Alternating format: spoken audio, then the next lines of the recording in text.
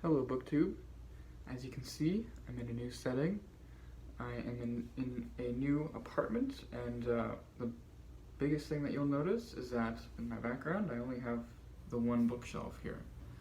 When I was moving, I decided that I was going to take just 3 boxes of books, and that's exactly what ended up happening, because taking anything more than that would have been a very long process and would have been a gigantic pain. So it was easier just to take basically the books that I have on my TBR, and then maybe a little bit beyond that where I think my reading might end up heading, and then just go from there. But anyways, I'm here to do a tag. So the tag is the Beauty in Books tag, which was created by To Readers It May Concern and the Linguist's Library, and I was tagged by Must Read More. And Must Read More, he did a wonderful edition of this tag, which I suggest you all go and watch. I'll try to leave a link below in the description.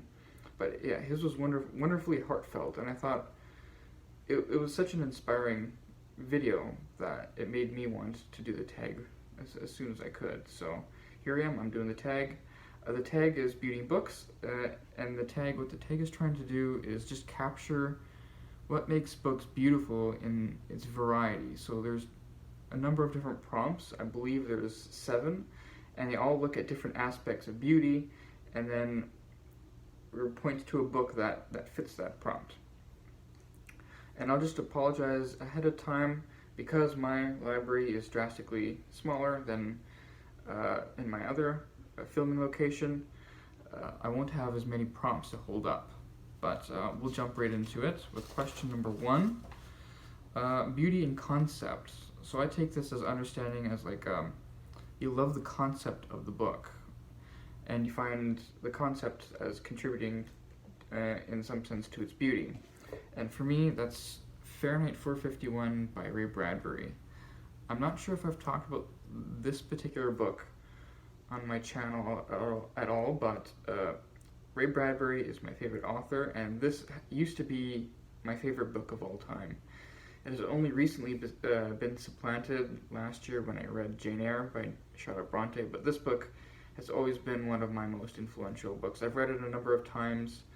I first read it in high school, but the whole concept is what drew me to this book in the first place, which is about a world, a dystopian world where firefighters exist not to put out fires, but to actually create fires. And their whole job is like censorship police, where they burn books. And the story here is about Guy Montag, who is a firefighter who ends up encountering books for the first time, and turning on his duties as a firefighter and instead becomes a defender of books. And it's a beautiful in the concept because Ray Bradbury does such a good job at creating that world, but also Guy Montag's inner world, where he's always in internal conflict. He finds his modern society very unfulfilling, but he's not willing to admit it to himself.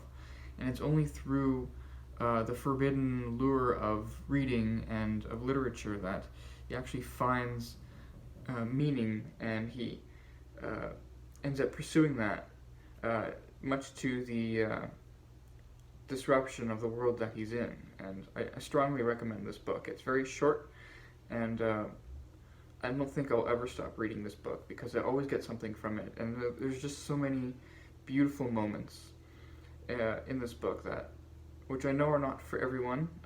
Ray Bradbury's style is not for everyone, but I can't get enough of it. So that'd be beauty in concept. Number 2 is beauty in an opening line. So I take this to mean a book that has a beautiful opening line. And I'm going to be telling a bit of blasphemy here, bookish blasphemy.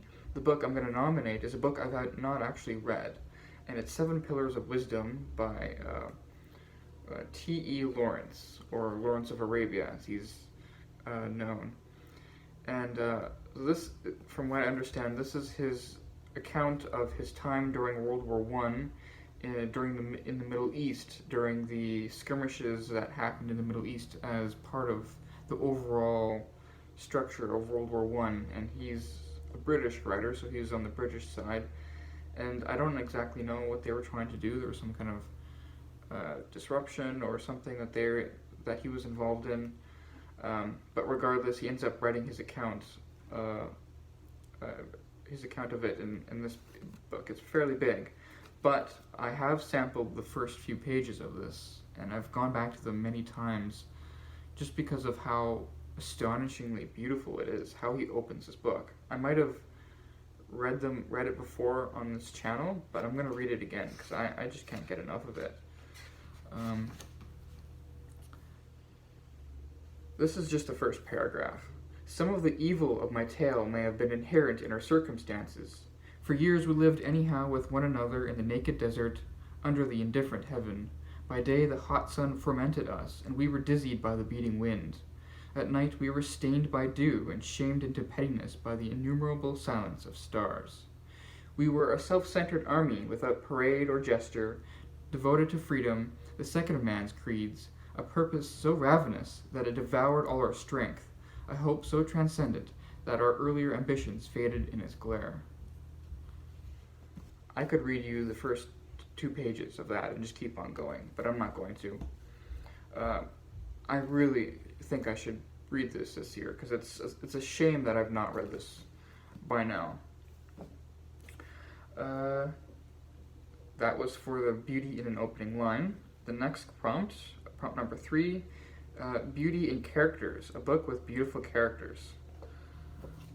So my nomination is going to not come as a surprise, because I've talked about this book quite a bit, I think, maybe a bit too much, but I'm going to keep on mentioning it because I enjoyed it that much. It's The Fairy Queen by Edmund Spenser. I don't have my big fat Fairy Queen volume with me, but I did take my Norton Critical of Edmund Spenser's poetry with, so that'll be the prompt that I'll be using, or that'll be the book that I'm holding up. And it's especially apt since this does reprint the very first 2 books of The Fairy Queen, or at least the first one in the entirety, and I believe most of the second. But I nominate those first two books of The Fairy Queen as the example here, because it follows the Red Cross Knight in book 1, which is probably what people think of when they think of The Fairy Queen, because it's considered its own internalized story, where it's usually taken out as a chunk and then maybe taught in schools. If you've encountered The Fairy Queen at all, that'll be almost certainly where you've encountered it, the story of Red Cross Knight. But I also want to extend that to the second book as well, which is Sir Guyon, and he is the Knight of Temperance, and the Red Cross Knight is the Knight of, well, I forget what the term is called, but he's the religious, the pious knight. And what I loved about those two characters is that how they stand up for their own moral principles, or their whole journey is a process of honing their moral principles to the point and coming to a moral maturity at the end. So The Fairy Queen in its entirety is very much a moral book, which is usual for the time, like in Elizabethan England for the time. A lot of literature was like that, especially in the type of books that this book actually talks about, or in the period of literature that this was written. So, but so Sir Guyon and Red Cross Knight, the structures of their books are very conventional in chivalric literature, where it's based off of the knight's journey, and the knight always has to go through all these different trials and tribulations before he ends up coming to a deeper version of himself. But yeah, they both experience a lot of moral failure, and they have their temptations and their triumphs as well, and it all contributes to them as characters that in the end come to a conclusion where they're better people for it. and I really enjoy that idea of hardworking character improvement. And even though it is conventional, and maybe today us reading that story would roll our eyes a bit at it, and maybe it's considered a bit trivial compared to a lot of the literature now, where it's a lot more ambiguity, and I don't know, hopelessness in the idea of moral improvement and change, and maybe even an indifference or skepticism that it's even possible. I found this one very refreshing, where you actually have characters who are willing to stand up for their principles, and just and not be ashamed of it, and they're rewarded in their own times for it. So that would be beauty and character. Let's go to prompt 4, Beauty and Pain, a book that is painful but beautiful, or beauty within suffering. And I think that's a great prompt. And the first thing that really came to mind is the short stories of Flannery O'Connor. And now, I have not read nearly all of these short stories in this volume, but I've read a lot more of the significant ones, and a lot of the larger, like the lot longer stories. I've not read any of her novellas, which I really would like to, but I've read a lot of the longest stories in here, which are, 40, 30, 20 pages long. I've read those ones in here, and I quite like Flannery O'Connor as a writer. She's a really good writer, and a lot of her stories, if you've read any Flannery O'Connor, a lot of them are quite depressing, or at least the ones that I've read, and I find them almost soiling in the way and how she depicts these very flawed characters in these situations that just draws out the bad qualities of these people. And in the end, the ending is never happy, and in fact, most cases, the ending is tragic. And there's a lot of suffering, and there's a lot of terrible self-righteousness, and just a lot of bitterness that these characters convey. And yet, and when I first read her, that really put me off of her short stories, because I didn't really want to.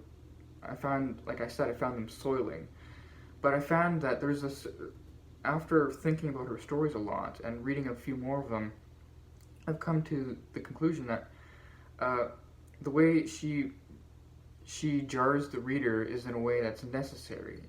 Like, she takes you out of your comfortable existence. Like, maybe you're surrounded by a whole bunch of people who agree with you, or a bunch of people who only support you or affirm you or whatever, and you're not really challenged or anything, or you look away at a lot of the worst qualities of people, or maybe the worst qualities of yourself, which I would say is what Flannery O'Connor is, maybe part of what she's going for here. And she draws that out of you. Like, you look at her characters. None of her characters are really good. Her characters are just on different levels of different levels of imperfection, and some of them quite obviously so. And she really draws that out, where some characters really think they're good people, but you get the sense right away is that they're not. And then there's something that happens to them within their little bubble of existence that draws out those bad qualities of theirs to their extreme.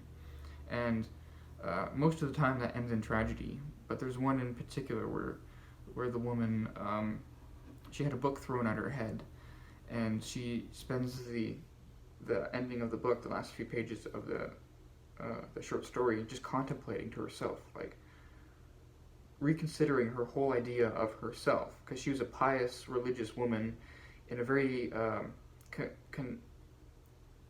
very terrible time of American history in the 50s and 60s, where there's a lot of race relations and whatnot going on, and she has these like conventional racist ideas that she's just espousing, but also just ideas about people in general, people she thought less pious and less good than she is, and she actually has moments of self-reflection, but it took a book to the face to initiate that. And other characters not so lucky. They get the another one is famously a woman gets charged by a bull and the bull kills her.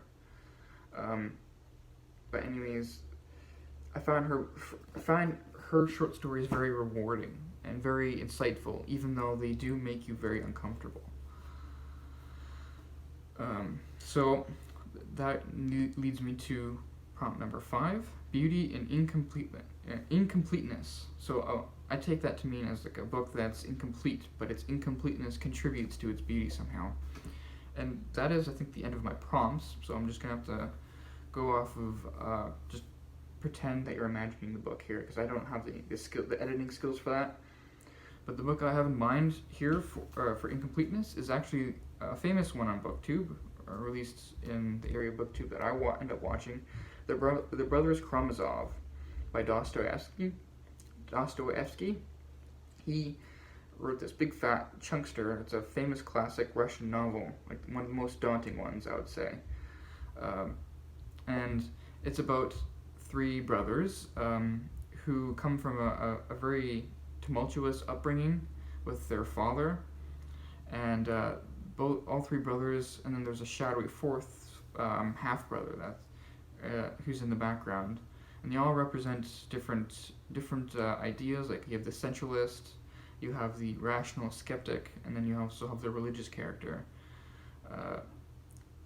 and it's just basically their conflicts with their father as they're all grown up at this point, and then they all come to a heading when their father ends up being murdered, and it's just a conflict between their values in life and their ways of going about in the world, and how their viewpoints kind of bring to an end how their ideas are livable in the world, and how they contribute to the character of each brother, and then how they also deal with each other as brothers as well, and how they get along. But the beauty in incompleteness and how it fits with this prompt is because apparently the Brothers Karamazov was supposed to be just like a prelude to another work that Dostoevsky never ended up writing, because he ended up dying, I think, a year after this book was published. And it's suggested in the preface by the author that he was going to have to slog through a lot of beginning details before he can get to the story that he really wants to tell. And that's interpreted to mean like the Brothers Karamazov is like setting the stage for this other story. And we never actually get that story, and I don't think there's been any hints or any notes that Dostoevsky left behind of what that story would be. If there is, I don't know about them.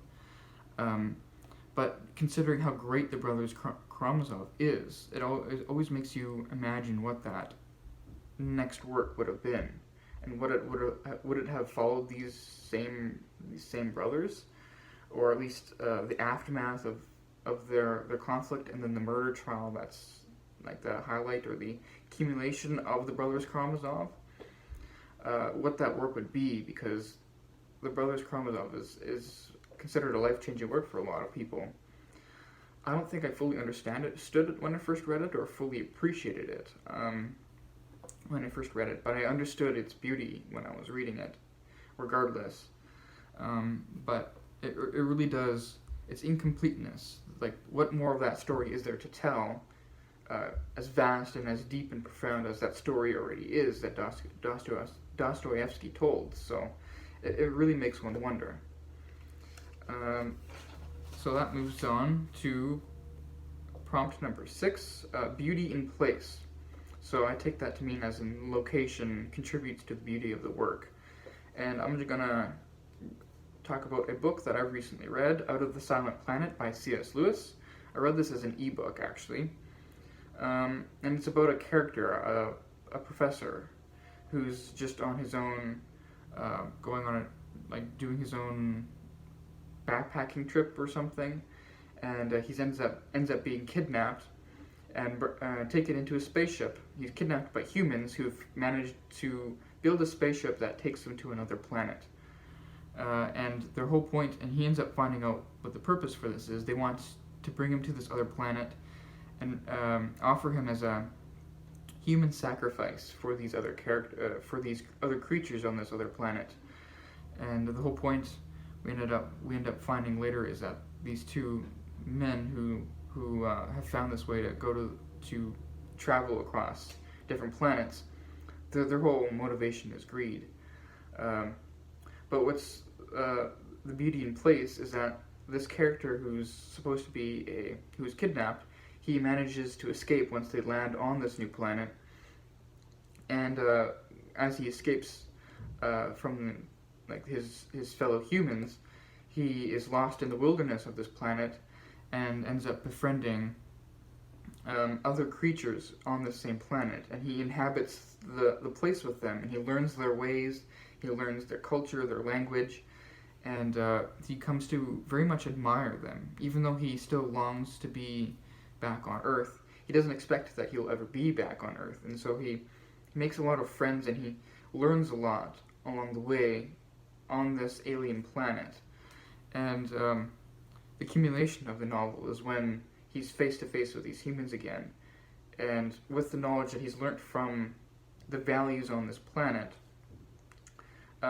seeing them in stark contrast between the petty greed and the petty concerns of humans and the secular concerns, because this book is by C.S. Lewis, who was a religious writer, and so the secular concerns, turns out these creatures on this earth are very spiritual, and turns out it was all a misunderstanding in the first place. There was no sacrifice. These creatures on this earth are not primitive in any kind of sense that we would consider primitive. Usually, when you think of meeting other creatures, this alien creatures, they're very spiritually complex, and this main character, he comes to honor that, and it changes him in a fundamental way, and it's all based off of the scenery and the place of this other planet that he lands on. So I'm going to move on to beauty and time. So I take that to mean the time of the novel, or the aspect of time in the novel, contributes to the beauty of the work. And I'm going to go with an obvious one here, but it's going to be Proust's In Search of Lost Time. I read the entire work, a few years ago, and it took me about 9 months. I say 8 or 9 months because there was a month in there where I didn't read any Proust at all. I took a break for a month. So I consider it 8 months, but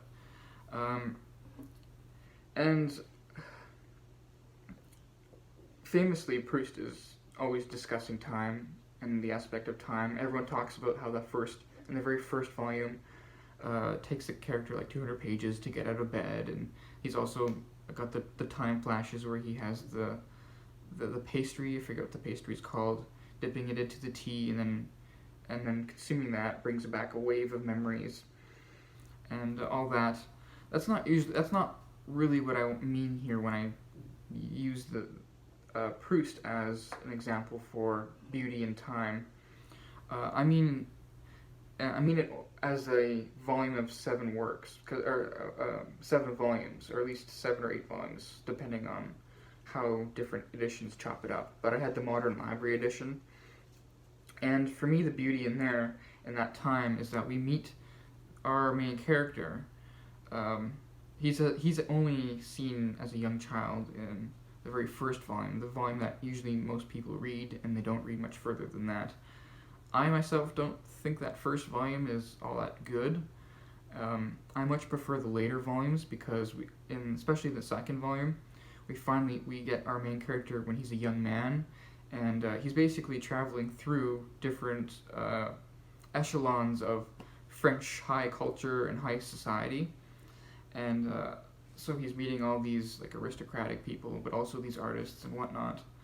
And so you get him as a young, impressionable character, and throughout the rest of the book, or the different volumes, we see as he shifts as a character, not always for the better. In fact, I would say for the worse, because he's a fairly insufferable narrator. But you see how he shifts, and how his reflections on different things shift. But also how his relations to his friends, and his relationship to different ideas, and also how the main characters, like the characters who are so prominent in early on in, like, say, the first 3 volumes, they change very much from when we last meet them and, say, the last volume or 2. And I would actually say that very last volume, the volume, usually Proust is considered incomplete, so I could have used him for incomplete, but my own opinion, I didn't actually find it that incomplete. I found the last volume was fairly satisfactory, even though it's very strange in some sense. But at the very end, he does give a lot of payoff. And in particular, I've probably mentioned this before, but in a previous video, but my favorite parts of Proust were his character depictions of characters, but also the salon scenes. The scenes where a character is hosting a party, and you have all these characters coming together, and then we have their interactions.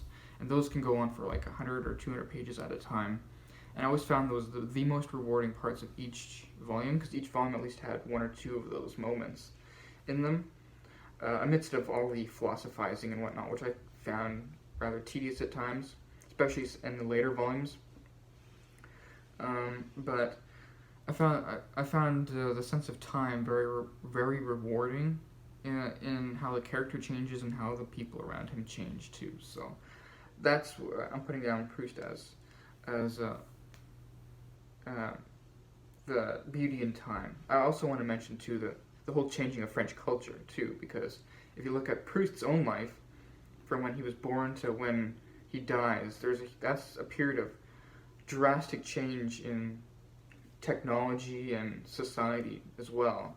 So you have like the old aristocracy, but you also have these new ideas coming in, but you also have technology. So, for example, when Proust was born, or when he was a kid, there was no technology of like planes or cars. But then in the very book, in Search of Lost Time, we get those fascinations with this new technology as well, which I found just amplifies the book very quite nicely.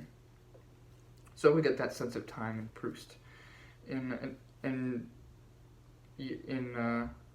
I want to say you don't have to read the whole thing if you don't want to, but that first volume, I just don't like that first volume. It's not a very good reflection about how good the rest of the series is, because it's very much its own thing, especially when you got that it's like a novella almost, like stuck in the middle, about usually called Swan in Love, or about Swan and his strange love for a woman. That it does foreshadow a lot of themes that would end up coming up later, but I don't find it compelling as a one volume reflection of the series as a whole, which is why I try to, when I reference this prompt, I mean the whole series of Proust.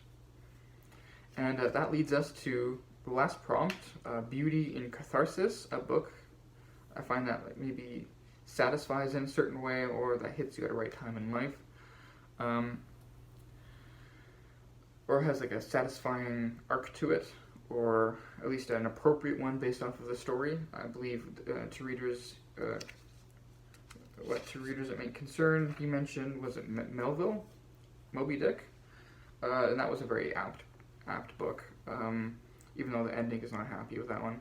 But the one I want to put forward is actually a children's novel from 1911, The Secret Garden by Frances Hodgson Burnett. And I like to dabble in some classics of the children's genre, or even just in general, like general books that are considered classic children's books or YA. Um, Usually the older ones, usually more entertaining than contemporary YA. I stay away from that almost completely. But this book from 1911, I find them as just wonderful palate cleansers because they're, not to say that they're super simple, but they're far more traditional and well structured as stories, where they're not trying to subvert anything. They're not trying to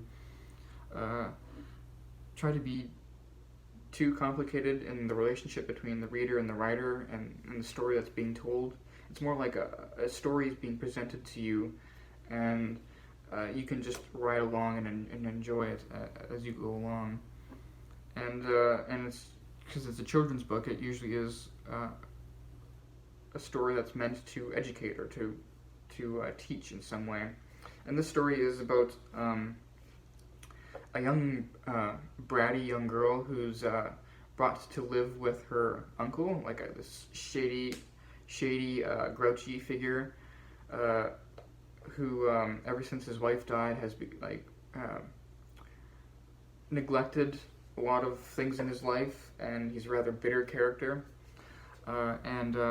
So we have this young girl who's not a very welcoming character herself. She's also she's bratty, and no one really likes her, and she's never had any friends.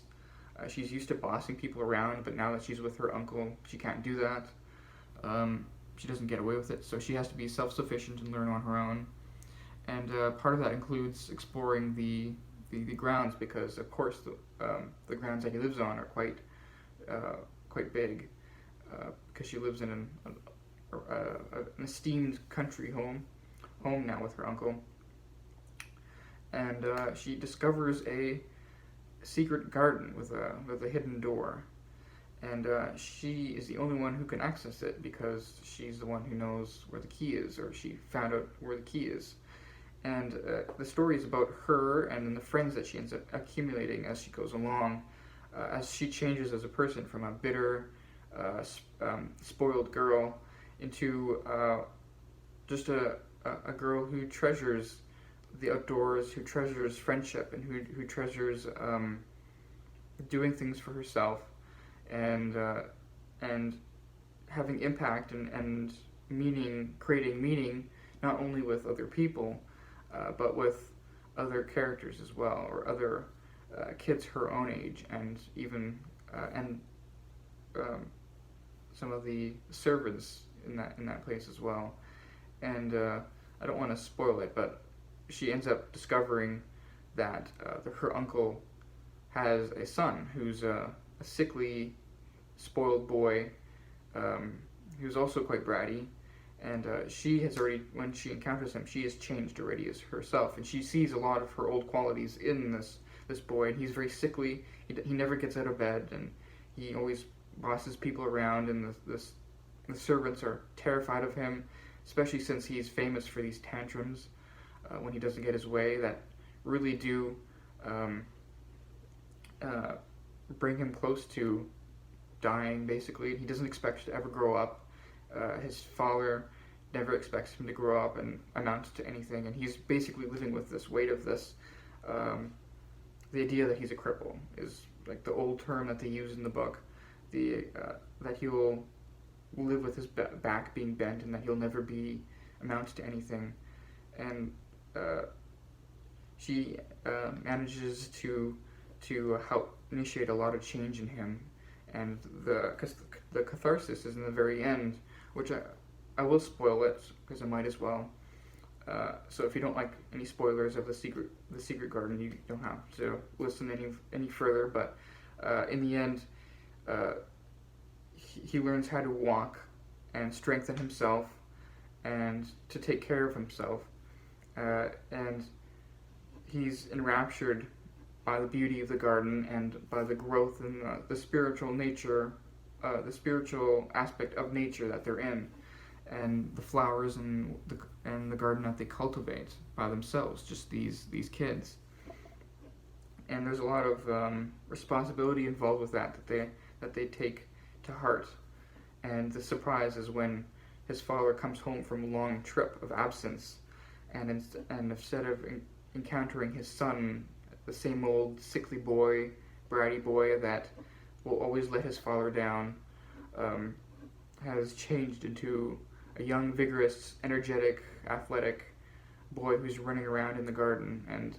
And there's a great scene where they find out that that the father is home, or that the uncle is home, and the uncle is out in the garden, like in their vast estate, looking for them. And when he's approaching the walls of the secret garden, not knowing that that's where they are, his son runs out and runs right into his father unexpectedly. And it's just this great moment in the end where